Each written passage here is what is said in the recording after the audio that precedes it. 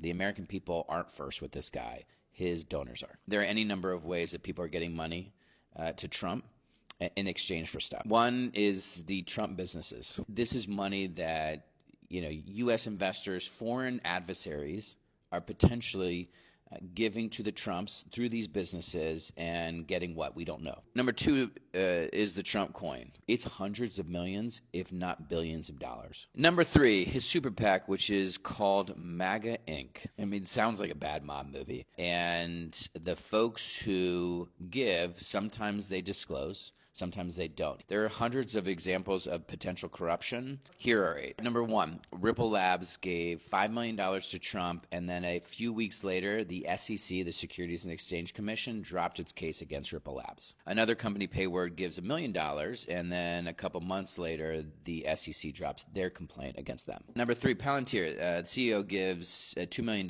gets $900 million in federal contracts. Number 4, this is one of the big ones.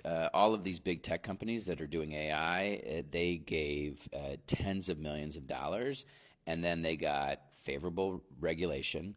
They had lawsuits that were in play. Those were dropped.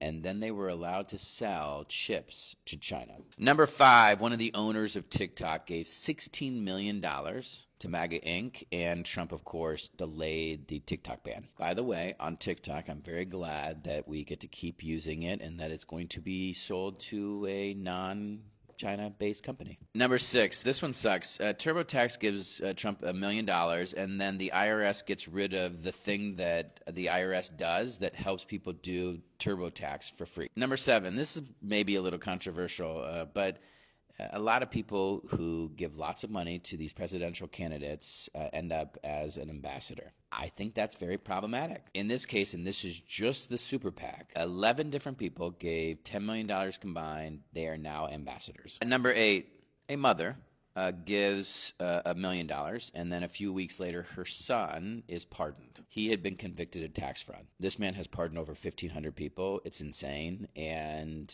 there's a lot of money in play. We need pardon reform. The biggest challenge that we're facing right now in the United States is the concentration of wealth and power, and the people who are super wealthy and very powerful have all the access to this guy, and it comes at a cost.